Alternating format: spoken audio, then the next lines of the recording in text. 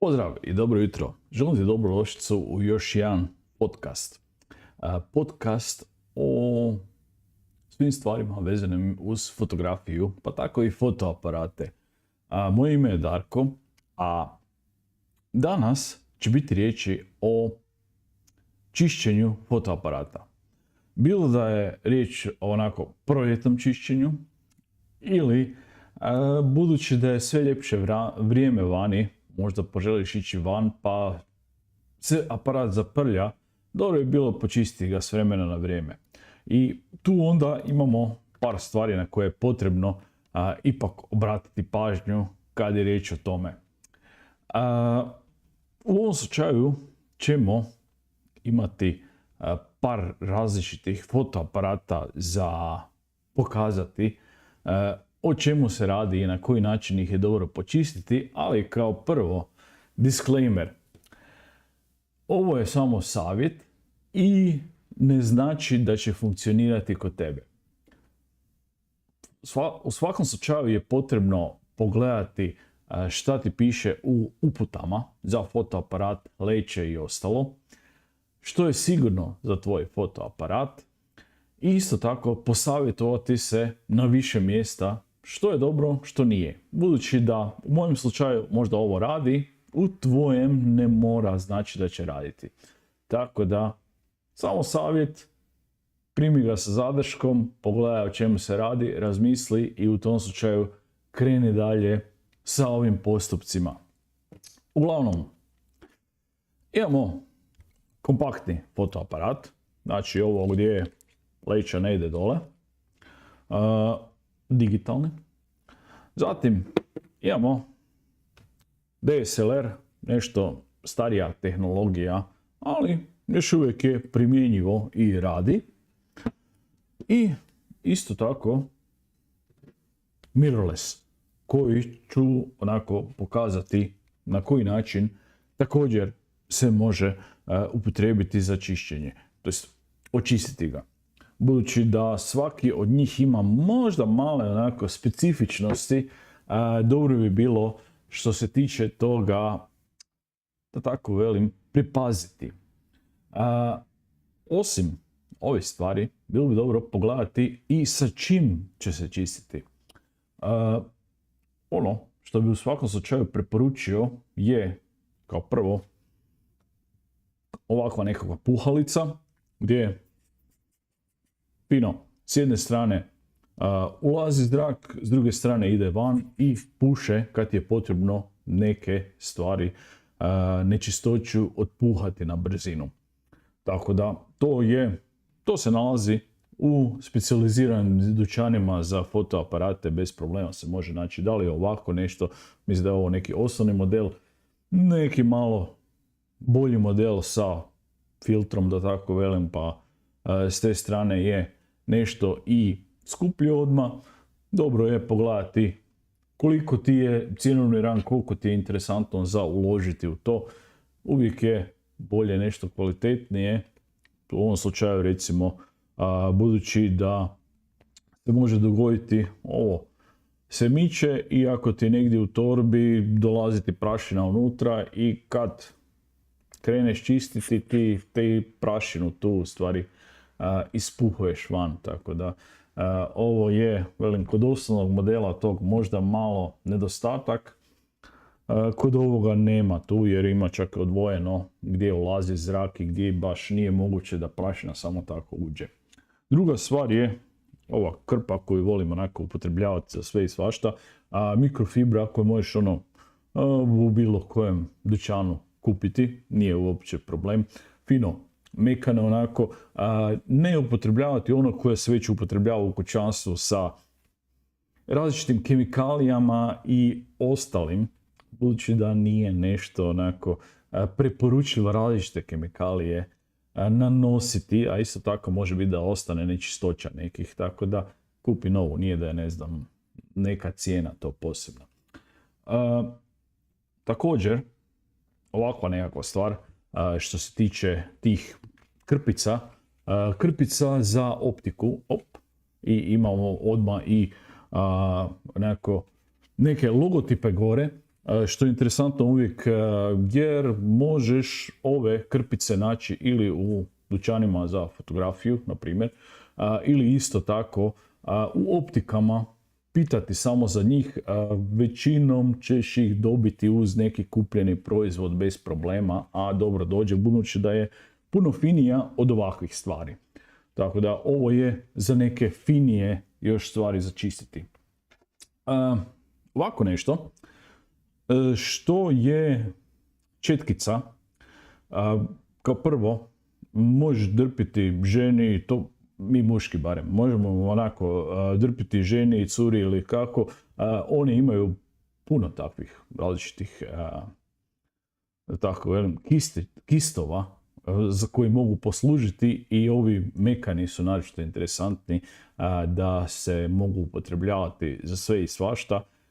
Također pripazi tek kad je kupljeno da drpiš ili sam ođeš u neku dućan, da li je to za kozmetiku, pitaš tamo tete, stričeke, ko već tamo radi, onako da ti treba kist za nanošenje šminke, nisam siguran za šta točno, ali već ćete do police s kistovima odvesti gdje imaš svega i svačega i probaj onako naći neki čim mekaniji, onako ovo osjetiš odmah koliko je fino mekano.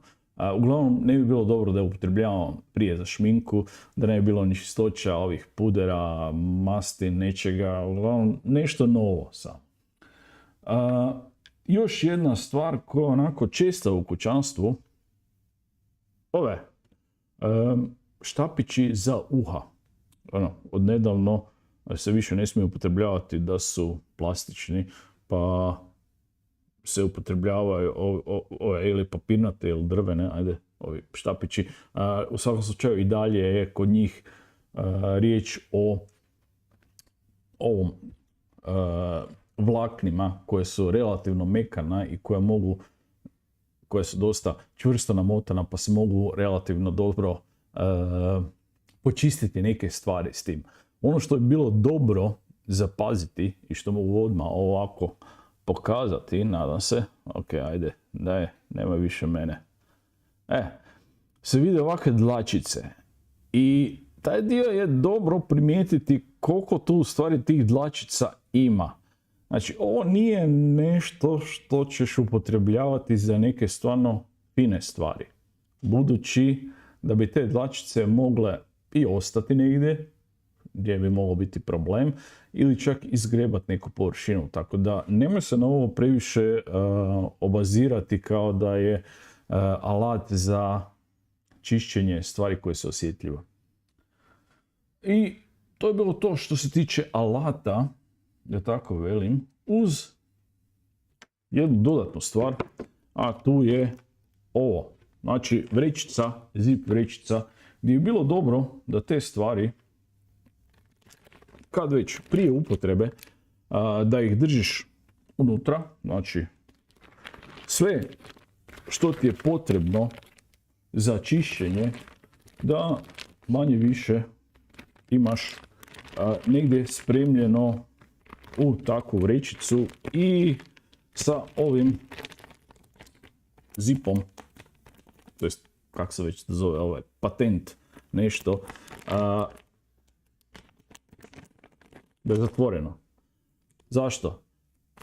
Ovo je dobro da je tako postavljeno uvijek gdje god da ti je u torbi ili na polici, da prašina ne može do toga unutra. Znači da ovo što je unutra, da prašina ne dolazi i kad počneš čistiti da ne razmazuješ samo prašinu koja je već negdje na krpici ili na nekom od ovih tu elemenata. Tako da dobro bi bilo uvijek te stvari koje koristiš zatvoriti, da slučajno ne bi prašina i nečistoća ušla unutra, nevezano to da li koristiš na terenu ili ti stoji negdje na polici. Dobra stvar uvijek i nije nešto što će ti onako previše iz žepa uzeti. Ok, bolje da ja u ovom trenutku izvadim. Ali da. Uglavnom, da počnemo čisto sa ovim kompaktnim fotoaparatom. Ono što je bilo u svakom slučaju dobro i kod tih kompaktnih fotoaparata je da je zatvarač gore. Znači da prašina i nečistoće nikad ne dolaze na leću. Na ovome to ne postoji iz jednog razloga koji ću objasniti kasnije, ali ko što vjerovatno vidiš ovdje već postoji zatvarač gore. Kad maknemo ove tu, suncobran. Zatim, kod ovoga također, to nije taj zatvarač, moram naći drugi, koji je za njega. Je dobro da je to gore. Čisto iz razloga da nečistoće ne dolaze do same leće ili slučajno da ne počneš pipkati s prstima kad negdje vadiš iz torbe pa slučajno zahvatiš i slično. Da se sad previše s tim dijelom tu ne zamaramo, idemo dalje. Način na koji uopće početi čistiti ove vanjske dijelove je dobro s ovom krpicom ako nije nešto posebno zaprljano. Znači, počistiti sa krpicom te dijelove da se makne osnovno prašina, pa čak i možda neke malo veće nečistoće, to je nešto masnoća od recimo držanja kod lica i slično. Tako da sa tim je dobro početi čistiti. Druga stvar, kad se već postoji, ukoliko je prije toga već primijećeno da ima nekih krupnih nečistoća, da li je riječ o pijesku ili o nekim česticama, dobro ih je prije sa ovim kistekom maknuti. Tako da tu je dobro upotrijebiti kist možda i prije, ako stvarno već postoje takve nečistoće. Ukoliko je nešto onako već dulje da je gore, da je nečistoća koja je onako zapečena, da tako velim, umjesto ovog kisteka, full mekanog, se može upotrijebiti i četkica za zube na ovim vanjskim dijelovima naročito i paziti uvijek da se ne dolazi do nečega što je osjetljivo. Tako da može se upotrijebiti kad se vidi nešto da je recimo ovdje nešto dublje zapečeno, zajedno u kombinaciji sa jednom stvari koju nisam tu pokazao jer trenutno nemam sa sobom, ali riječ je o medicinskom alkoholu. Izopropilni alkohol koji možeš kupiti ili u apoteci ili u trgovinama koje su za elektronsku opremu. Često se zna naći, budući da se elektronika dosta čisti s tim i dobro bi bilo da je čim čišći, u smislu da je to onako 99,8, 99,5 više posto, da ima čim manje stvari koji će kasnije kad se ishlapi alkohol ostati. I tu bi bilo dobro obratiti pažnju da nije alkohol. Znači ako ti kum radi onako rakiju koja ubija, koja je full onako jaka, ne, to ne znači da je dobra za čišćenje, da je alkohol tu toliko jak da svejedno neće ostati nekih nečistoća nakon što ishlapi taj alkohol. Znači, rakije, vodke i ostalo ne upotrebljavati za ovo, osim ovo možda u krajnjem slučaju, nešto na površini, čisto ovo s čitkicom dok je toliko zakoravljeno da ne ide drugačije dalje, malo čisto kapnuti, nikad ne previše stavljati da ono sve teče, nego čisto samo malo i u tom slučaju utrljati dok se to ne makne. Ali puno bolje ipak medicinski alkohol, izopropilni alkohol, kako se već zove u kojem dućanu. To je što se tiče ovoga i tu je, da tako velim, neka osnovno čišćenje izvana. Druga stvar koja izvana bude je čišćenje leće, barem kod ovih kompaktnih, nemaš više šta cijelu vanjsku stranu si očistio i sad ide čišćenje leće.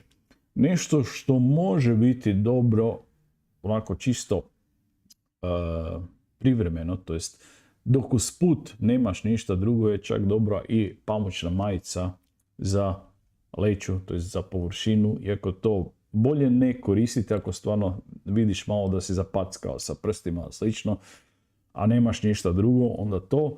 A druga stvar je ovako. Treća stvar, najbolja, je ova recimo krpica, ono koja je baš namijenjena za čišćenje optike.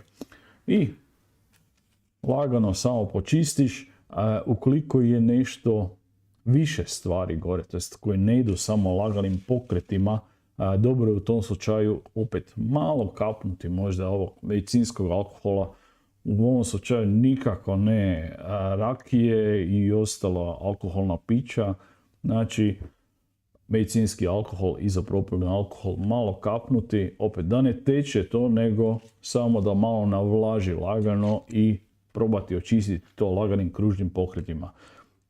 Dobro bi bilo čistom, čim manje tim bolje čistiti leću, jer oni uvijek imaju neku gore premaz koji ti služi da li nema dodatnih refleksija i ostalih stvari, da je bolja fotografija, to jest da je bolji prikaz kroz samu leću. Zato čim više trljaš po tome, tim ćeš više toga maknuti i ovo nije dobro. Zato u ovom slučaju je još jedna stvar gdje mogu pokazati kod tih kompaktnih, ali svejedno kod bilo kojega aparata, to jest leće, ovaj UV filtar bi bilo dobro staviti. Ne znam koliko će se tu vidjeti, ajde. Uglavnom, ovo tu između srebrnog, ovo crno gore. UV filtar koji je u stvari samo komad stakla koji služi za zaštitu od ultraljubičastog zračenja, što je istina nekad bilo potrebno za samu fotografiju kad je riječ nekad, pa i sada ko fotografira na film, budući da može utjecati na sami film. U slučaju digitalne fotografije UV filtar nije u stvari potreban sam po sebi za blokiranje ultraljubičaste svjetla, to jest zračenja, budući da neće posebno utjecati na sliku na senzoru, a ovdje će puno bolje poslužiti kao zaštita ovih različitih premaza. Ne znam da li će se moći vidjeti koliko se može. Uglavnom da, ajmo. Vidi se onako razlika u boji, ovdje malo zelenkasto ide. Znači to su ti premazi koji su gore postavljeni da, velim, i slika na kraju kraja čim bolja. I ako imaš gore ovakav filtar, to jest komad stakla, dobro je kad čistiš, to jest kad se nešto zaprlja, čistiš samo njega i ukoliko se možda i izgrebe ili taj premaz vanjski zezneš, samo makneš filtr, baciš, kupiš drugi, staviš drugi gore. Na lećama je to puno skuplji sport ako trebaš sve ovo kupovati, tako da sami taj filtar je puno bolje da ga imaš gore, da ti štiti kao prvo od prašine da uopće ne dođe do leće, ali isto tako zna biti, naročito recimo u uličnoj fotografiji, kako ovo se ovakve aparatike znaju koristiti, da ako ti već negdje mlatara uz tebe, koliko god da se zna, paziš, zna se dogoditi da nešto se desi i da se čak ili razbije ili da se nasloni na nešto oštro. U tom slučaju će ovaj dio stakalce to jest taj filtar, jedino on će nastradati. Neće cijela leća nastradati, što je u slučaju kompakta da manje više možeš cijeli aparat baciti. Tako da samo taj mali dio će nastradati. Sad koliko god u stvari UV filtar bio kao filtar ultraljubičastog zračenja, ne doprinosi, to jest nema efekata na samu fotografiju koliko je riječ o kvalitetnom filtru. Budući da ultraljubičasto zračenje, to ultraljubičasta svjetlost je i onako van vidljivog dijela spektra i neće se vidjeti na fotografiji. U nekim slučajevima može utjecati na analogni film, ali velim, za digitalnu fotografiju neće biti vidljiva, ali bolje je u svakom slučaju kupiti čim kvalitetniji, da je njegov utjecaj čim manji. Bilo kako bilo, neki komad stakalca svejedno stavljamo dodatno, tako da dobro je o tome misliti. Koliko znam, čak i umjesto ovih ultraljubičastih filtera postoji i fizički samo stakalca koja služe za ovo isto, tako da može se i to upotrijebiti, dapače, koji god filter da ti bolje izgleda, upotrijebi njega. Ono što može biti problem, još uvijek smo na kompaktima, budući da ovo vrijedi i za DSLR-ove i za mirrorlesse, su kontakti. Kontakti u smislu elektronskih kontakta. I tu imamo ovaj gore dio gdje se naslanja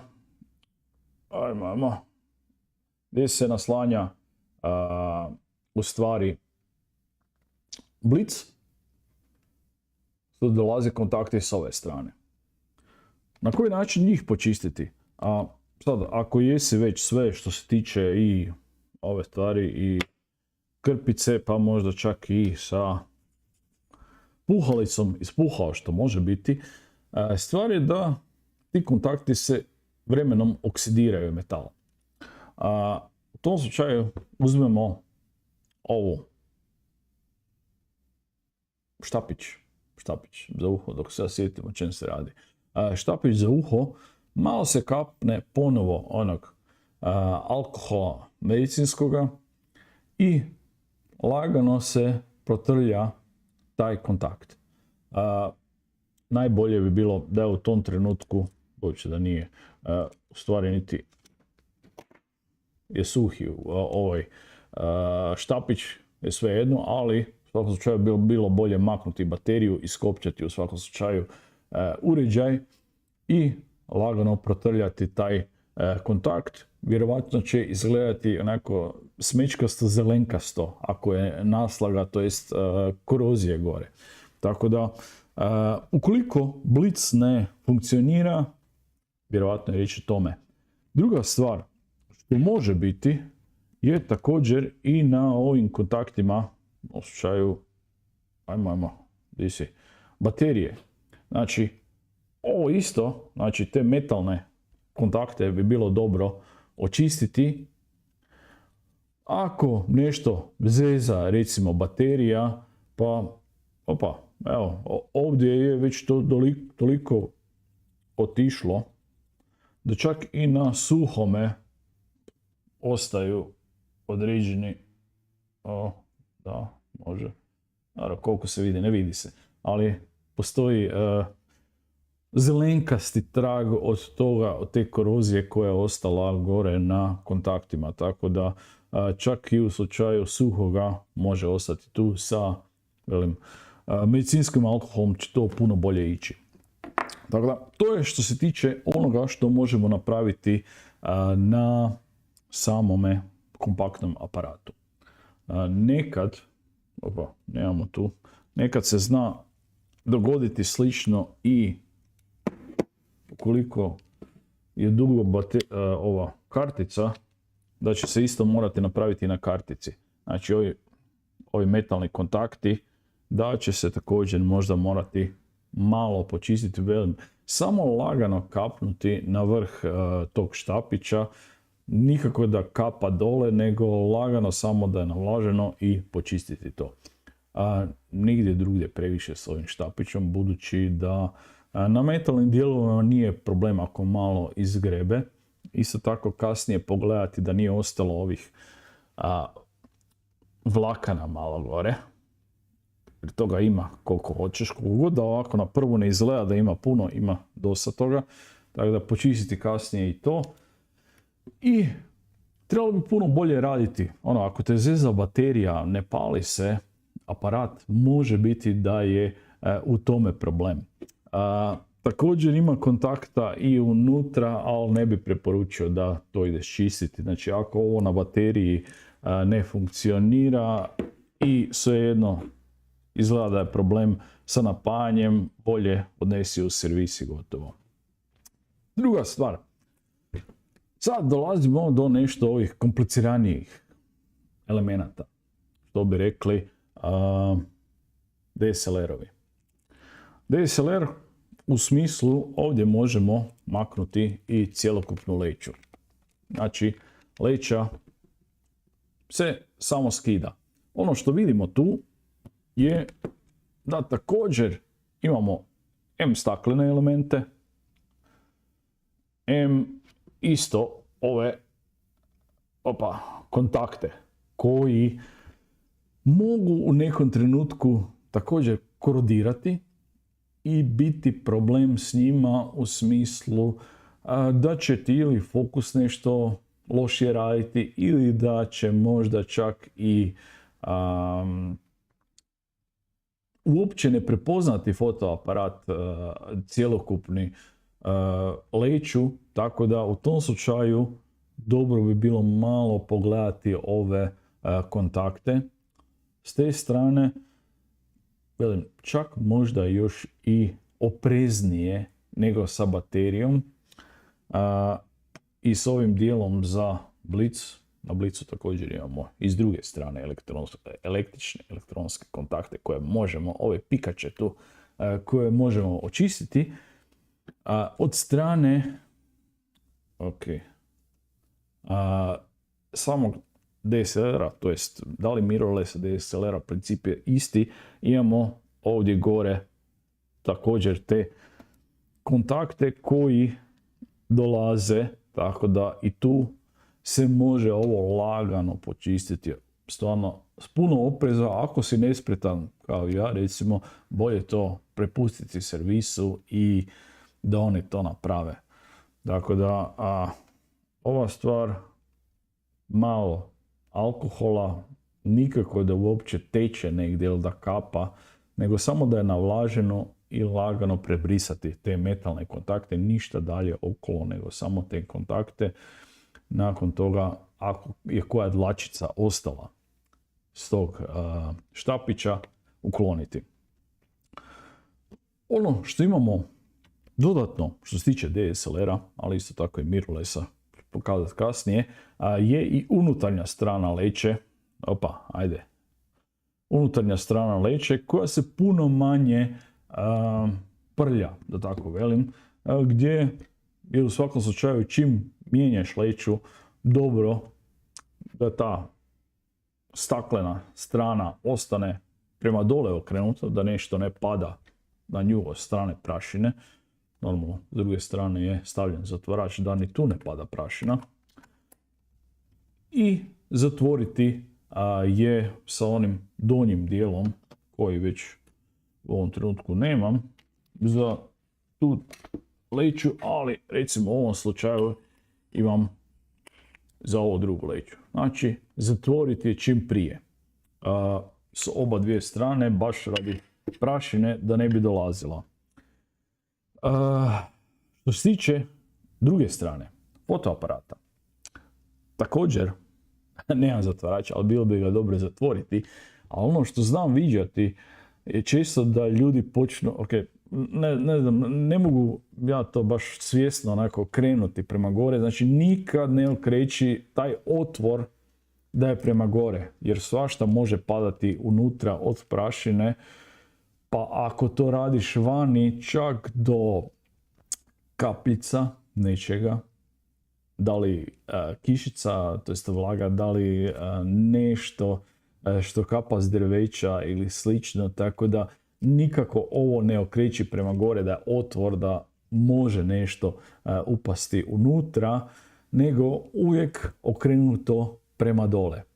Ista stvar i kad se čisti, uvijek je okrenuto prema dole da i prašina koja već je unutar tijela, a koju možeš malo počistiti, da ponovo ne padne na senzor. Posebnost kod DSLR-a je što ima ogledalce. i u kojem smjeru ogledalce, ok, ovo nije standardni toliko DSLR, ali za ovu demonstraciju će biti dovoljno za prikaz. U smislu da ne vidiš senzor, nego ima ovu neku ukošenu još dio. Znači, kad dolazi svjetlost sa leće, jedan dio ide gore u prizmu, da možeš pogledati kroz okular direktno, a drugi dio svjetlosti ide na senzor. Isto kao i na filmu, znači ovo je u stvari to stakalce odvaja da se može vidjeti kroz okular, ali isto tako i da prolazi na senzor dovoljna svjetlost, to je da se očita slika na samom senzoru. Prije nego se počne čistiti senzor je potrebno to ogledalce maknuti, to jest ne ga, da ne stoji na putu kad se čisti senzor. Sad, ovisno o različitim fotoaparatima, za ovo je najbolje pogledati sami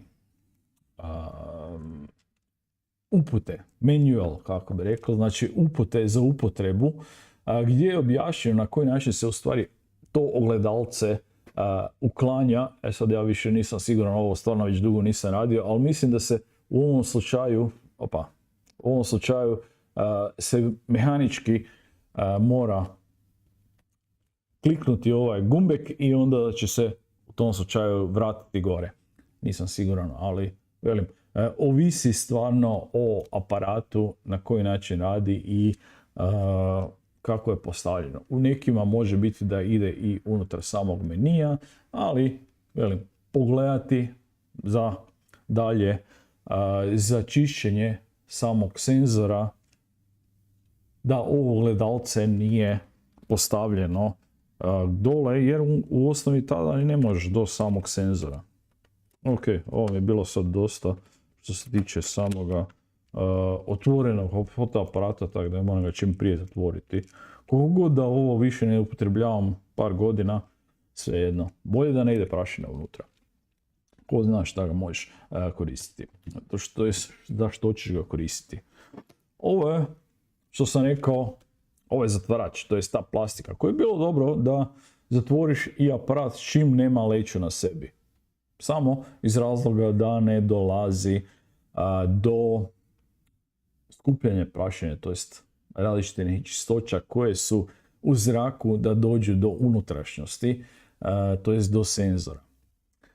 Sad, kad otvorimo ovo, ovdje je riječ o mirrorlessu, pa nemamo, možemo pogledati odmah razliku tu, znači nemamo u ovom slučaju taj više to ogledalce, već je senzor direktno ovdje, ova zelenkasta površina, to je senzor koji je u stvari direktno dostupan ovdje i nikako ne blizu prstima, ovakvim stvarima, čak ni ovim mekanim krpicama, nikako blizu toga, već upotrijebiti kao prvo da je prema dole okrenuto i lagano probati ispuhati unutrašnjost da je čim manje toga na senzoru.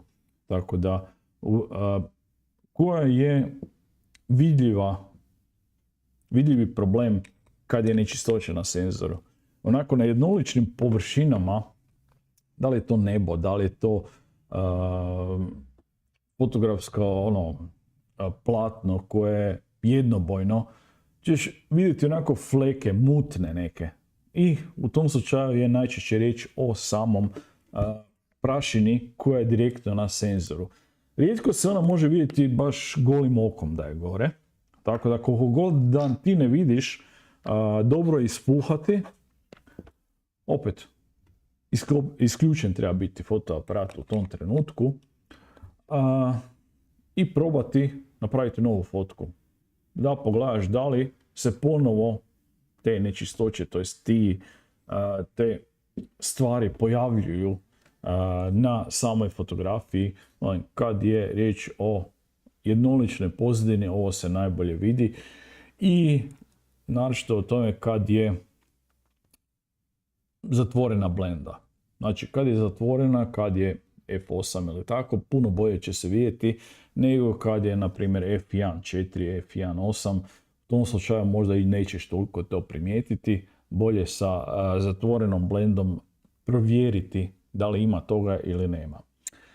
To je u svakom slučaju način na koji se može počistiti koliko toliko senzor u slučaju da postoji neka još veća nečistoća. Kao prvo, ne bih preporučio da ideš to raditi. Ako nisi stvarno spretan sa elektronikom i spreman da više možda nećeš imati fotografije kakve si imao do sad, ili možda čak i fotoaparat da možda više nećeš imati, jer se dalje mogu dogoditi gadnije stvari. Za tako nešto imamo da li u fotografskim dućanima specijaliziranim ili negdje u internet dućanima za fotografskom opremom ovakve, ovo je upotrebljen pa mogu tako imati čisto odvojeno vani, ovakvi swabovi, swab, ne znam kako se čita, nemam pojma da uopće na hrvatskom ima riječ za to, koji služi da uz također tekućinu za čišćenje koju kupiš zajedno s tim i koja mora biti, znači ne sad, nismo više na rakijama i medicinskom alkoholu, nego tekućina koja je često alkohol, ali specijalno napravljen za ovaj dio, da lagano samo kapneš na to i sad i lagano po senzoru samo povučeš normalno iskopčano, sve preporučljivo, čak i baterija izvađena, da samo pređeš preko senzora, da možda nešto što se zalijepilo makneš. Puno opreza uz ovo.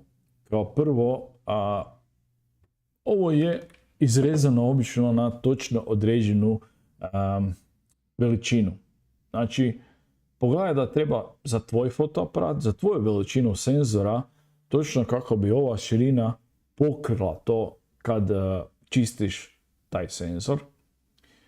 Isto tako tekućinu zajedno sa tim swabovima kupiti zajedno, ako već ne dolazi kao cijeli kit, namijenjeno za ovo, da ne bi bilo da se nešto tu, što se tiče ove tkanine ili šta to već je, papir, nisam siguran, počne rastaliti i ostavi neke dodatne stvari na senzoru, jer tad više baš i neće biti nešto previše kasnije od fotografiranja. Uglavnom,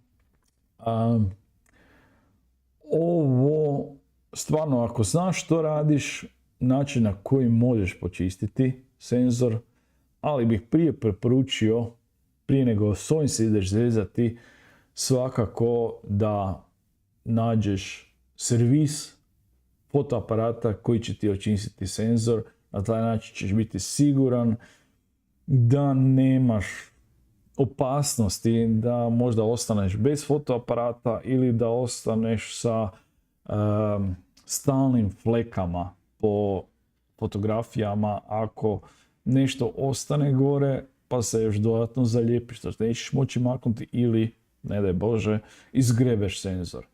Tako da ćeš imati onda i dodatne efekte, crte i to. U svakom slučaju bolje kontaktirati servis, uložiti u to čišćenje, ukoliko baš ne ide, velim, sa možda pumpicom, da se ispuše ta prašina, nego je riječ o nečemu, ako se zezao pa je bilo okrenuto prema gore, i u tom slučaju da li, ne znam, evo, smola, ne bi uopće htio razmišljati kako izgleda to dok kap smole padne gore, ali da li kapljica vode ili čega dok kapne gore i ostane flekica mala dok se to posuši. Tako da ovo je dosta zeznuta stvar. To je bilo to. Što se tiče onoga kako, u stvari osnovno čistiti fotoaparat, ovo je nešto priručno, sve što može biti. Znači, dobro je imati sa sobom kao prvo vrećicu koja se može zatvoriti hermetički, to jest da ne ulazi ništa unutra. Osnovna stvar je ova krpica za optiku, da li za stakla, za naočale i slično, ili baš specijalizirano za leće. Mislim da je riječ o istome, ali neće se puno miješati u to. Nekakva mala četkica, to jest kistek. Dobro je bilo da je dosta mekan. Da se samo neke komadi prašine i sličnoga koji su baš onako vidljivi, to jest veći, da se maknu. Puhalica koja ti može pomoći puno, naravno dok si negdje na terenu. Ovo bi trebalo upotrebljavati se negdje dok si unutra, a da nisi vani, da lete pelud, nečistoće po zraku, što može svejedno uletjeti ili se ponovo zalijepiti gore na leću. Tako da ove stvari u zatvorenom prostoru, po mogućnosti da nije prašnjevo, nego je neki prostor gdje nema baš propuha i slično, a na terenu je čak i ovo dobra stvar, na brzinu nešto ispuhati, da ako je slučajno ušlo ili ako vidiš neki komad prašine, da možeš čisto što se tiče zraka ispuhati. Jedna stvar, nikako umjesto ovoga, koliko god da to izgleda kao to puše, znači mogu ja ne puhati s ustima, budući da će i malo onako sline biti gore, i vlaga sama u dahu će možda onečistiti senzor ili leću i nikako, znači za to služi ova stvar koja nije velika investicija. Uglavnom, dakle, to u vrećici i možda ne ove štapiće koji su sad već bili na stolu, nego direktno iz kutije štapiće koji će ti služiti za malo ove stvari koje vidiš da se mogu ukloniti, kao što recimo ovoga, budući da ovo je dosta bio često vani, znači neka prašina poput tu, malo sad previše se vidi, ali tu da se može direktno ukloniti ono što je čak vidljivo, pa onda nakon toga sa onom četkicom laganije počistiti. Tako da, zatvoriti čim se ne upotrebljava, da ne dolazi do zraka unutra, i imati to negdje sa sobom kad će ti biti potrebno počistiti stvari. Za čisto samo izvana na brzinu ovo, ili i za leću, ali još bolje za samo ovaj UV filter, čak majicu ako stvarno nemaš ničega drugoga i potrebno ti je da to počistiš. To je bilo to za ovaj puta. Samo malo da vidimo da li imamo neke komentare. Ipak imamo. Da krenemo od jutra. Dobro jutro, Hervadlja je kavu, espresso, popijena je, tako da hvala lijepo na pitanju, dobro jutro i vama. Počeli smo dan čisto Tin, kako očistiti objektiv? Kako očistiti objektiv? Znači ono što sam rekao, možeš, ako nisi stigao na vrijeme pogledati, znači čistiti se sa ovim, opet moram izvaditi van, sa ovim krpicama najbolje, s jedne strane, a povremeno, a ukoliko stvarno vidiš da postoji neke nečistoće, i s druge strane, ali najbolje da postoje, samo malo da vidimo gdje, da postoje, recimo ovdje, također, ima taj filtar gornji, UV filtar, da uopće ne dolazi do leće, pa je lakše malo počistiti samo taj dio filtra. I isto tako što se može dodatno čistiti na samoj leći ukoliko je onako problem s fokusom ili ti ne pronalazi uopće leću fotoaparat, sa medicinskim alkoholom lagano natopiti štapić za uha i ove žute kontakte lagano prebrisati od naslaga i korozije, da je kontakt bolji elektronski tu, u tom slučaju. Da, jutrotine. To je bilo to. Pitaj ukoliko ti nešto još nije jasno, možda još ima nešto i dodatno kasnije ti padne na pamet što se tiče pitanja i vidimo se sljedeći puta. Pozdrav! Bog od Darka!